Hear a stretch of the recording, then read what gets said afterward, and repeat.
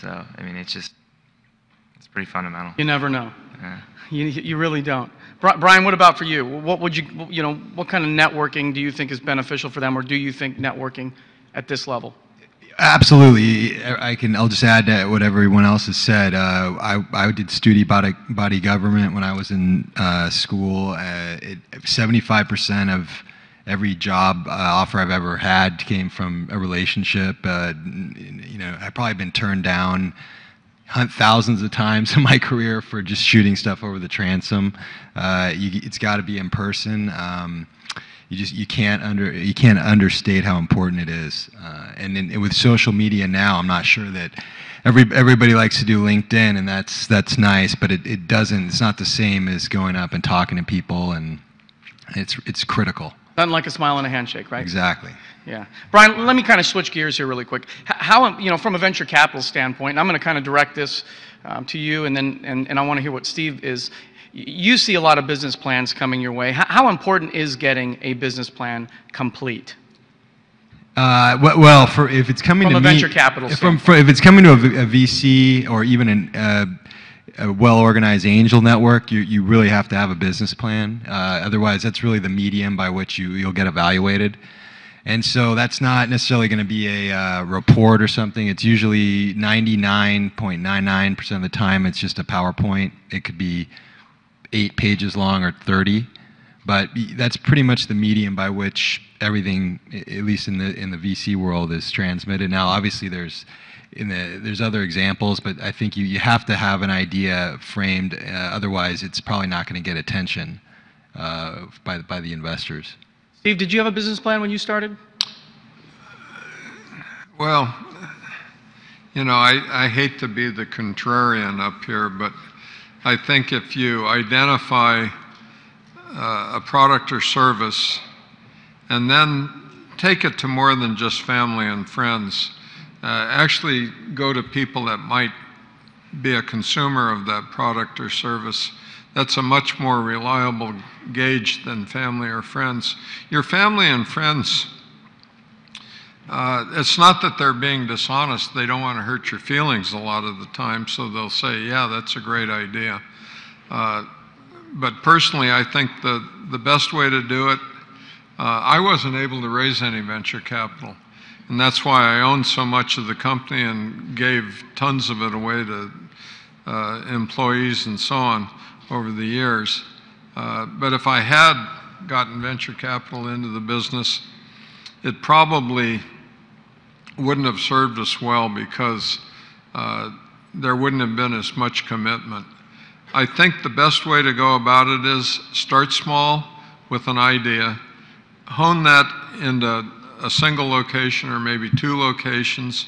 In other words, nail all of your processes down, do it with bootstrap, sweat equity, savings, etc. Then, once you've got something that you can demonstrate success on a small basis that's scalable, then go to a venture capitalist, because then you've got a track record, whether it's a year or 2 or whatever. I think it's better and easier to sell. At that point in time, it's a case of mapping your processes versus guessing what the market needs or wants. You can actually say, we've got these products and services, we're selling them to customers, this is what they think, et cetera, and this is what we need the money for to scale this thing up and take it everywhere. So it's a little bit maybe different approach than you would have, Brian. Yeah, and I'd like to. That's a very important point that he's making here. 95+% of businesses are not appropriate for venture funding, and he's absolutely right. You will lose most of the company, and there has to be one, but I don't. Pull a billionaire's name out that took venture capital. I don't know that you'll easily be able to do that. Wow. Wow. And what about you, Brett? Did you guys have a business plan, or was it sweat equity? Or both? Well, yeah, I guess. So we didn't have. I mean, to start either of the companies, there was no business plan. I mean, everyone was a developer. We just started building software. But like Brent said, definitely, it's well known. You're going to show up at a VC firm, you need to have a deck ready. So So there was no time spent invested on the business plan before like starting the business, or becoming an entity. But to go raise capital, definitely we had a PowerPoint deck.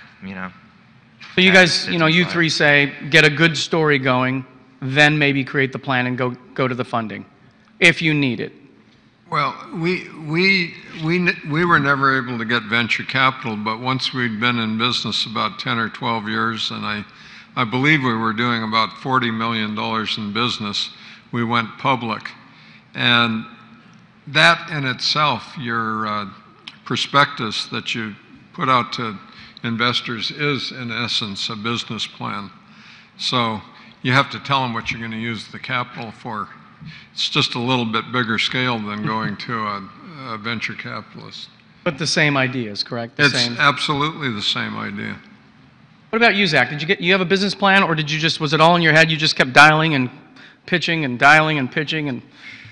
Well, luckily I didn't have to go through a venture capital firm. I just was blessed with someone who believed in the concept and wanted to help us. So it was kind of a small amount, and so we kind of did something in between to say, let's do the bootstrap approach. Let me take out a second on my home, and let me work like crazy to make this thing happen and hope I don't lose some money. So that was kind of the approach. And then as we did need additional funding, the concept was more solidified. We did have somewhat of a business plan, but it was kind of that thing. We were moving so fast and working so many hours with the new work we were getting, we didn't have time to really finish it. But it has evolved. Every year we create a goal deck, which is basically the goals we want to reach this year, which lay out our path for the year, where we want to be and where we see ourselves.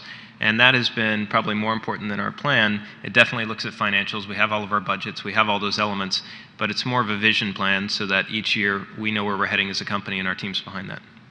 Now, what about, I'm gonna go back to Brian.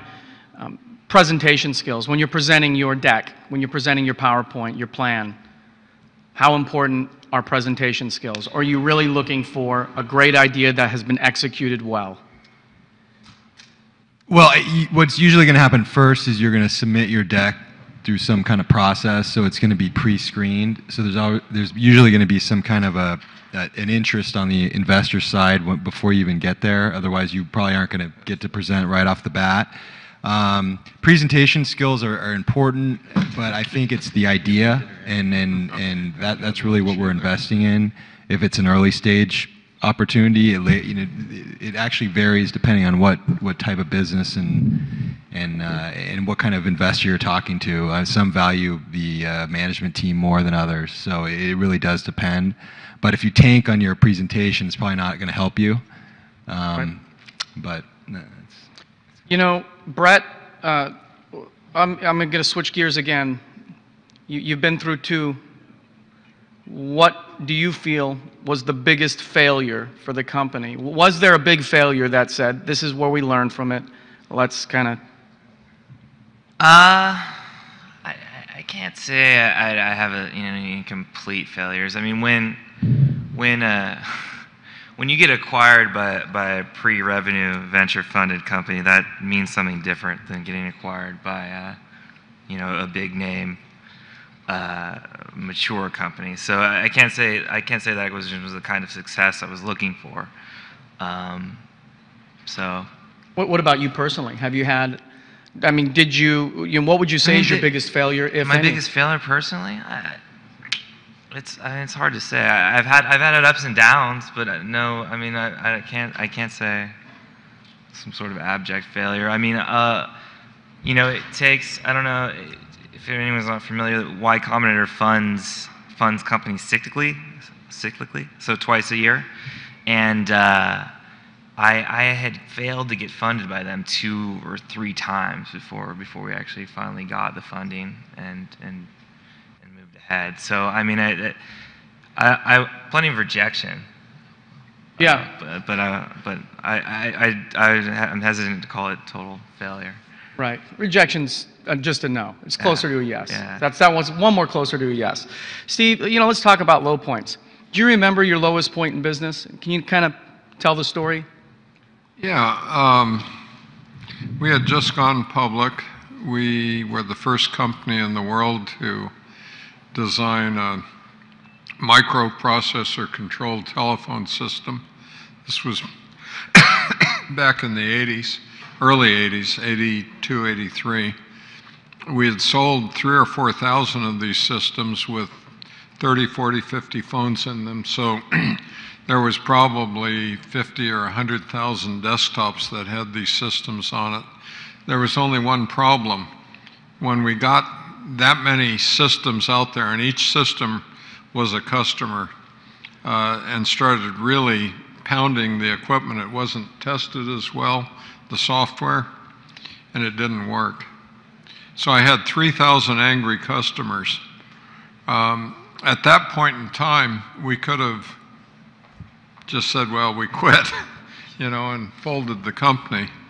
Or we could work night and day to resolve the problems. It allowed us to really get discipline in our engineering group. I brought in some real experts in software development. And you have to remember, we think of software now, I'm sure, Brett, it's second nature to you, but back in the late 70s, early 80s, a lot of devices were still analog and electromechanical. They didn't have software, so it was relatively new. Long story short, out of 3,000 customers, we didn't lose a single customer. Everyone in the company, including myself, worked night and day, and we'd squarely look the customers in the eye and say, look, we will resolve this, regardless of what it takes. Just give us a little bit of time, and luckily they did. It took us about 6 months to clean it up and stabilize the software. And that's great. And that's actually a really good story. Now you're saying that one left you. Your revenues not are a still single great. customer. Now, did you replace everything for free? Was there a charge? Well, it was mostly software. The hardware was pretty stable, but the software, you know what spaghetti code is, right? Spaghetti code, right. It was spaghetti code. We had a bunch of hardware engineers design it. And as a result, it made us a stronger and better company. I got some real pros in there, and eventually it helped the entire management team become stronger and better. Brett, what about you? Talk about spaghetti coding. Did you guys have any of that at Posterous or? Yeah. I inherited a pretty interesting code base when I joined on. So. Was there ever big whoops? I mean, there were a lot of big whoopses. There were definitely a few times we pushed out some code and it broke everything. So and in fact, right when I joined, that was sort of part of my the first initiative was bringing the code base up to date and fixing stability so that every time we added a few users, we weren't fighting to keep the site online. So. Right. Zach, what about you? Is there something that you would build for a customer? You do a lot of web-based, you do a lot of offline, you do a lot of advertising and marketing. Is there anything that you built for a customer that was a whoops and it went sour? Yeah, definitely. I mean, I think we've all had those moments, even on small levels. I mean, a very small story was when I first started the company, and it was all out of pocket at the time, and I was working out of my home office, and I had done my first mail piece, and it was for Cox San Diego, and I had a few other clients going at the time, but this was kind of a decent-sized project. I was going to get paid well for it, and had this concept to kind of dog-ear the postcard. I don't know, it was supposed to look like a price tag, something silly. But the person who approved it at the USPS was on vacation, and so when it came time to mail it, even though I had the whole process down, I'd done this many times before, had the experience doing it, because that person was gone on vacation, they wouldn't approve it. And it sounds like not a lot, but when I had just started the company, to reprint that and get it done overnight was $7,000, and it came out of my own pocket. But I did it, and I didn't complain or tell the client, and I just told him I fixed it afterwards. And then 5 years later, he told me why he was still with us because of that one moment, and that really stood out to him, that we didn't complain, just took care of it. It's so simple, and obviously I've had bigger things in the business to deal with than that, of course, but it was just one of those moments that I thought, yeah, you got to remember, it's not their problem that if something messed up, you just got to take care of it, and that goes along with what Steve here said. For Brian, there are going to be a lot of entrepreneurs out here. They're going to want that seed capital. They're probably you know,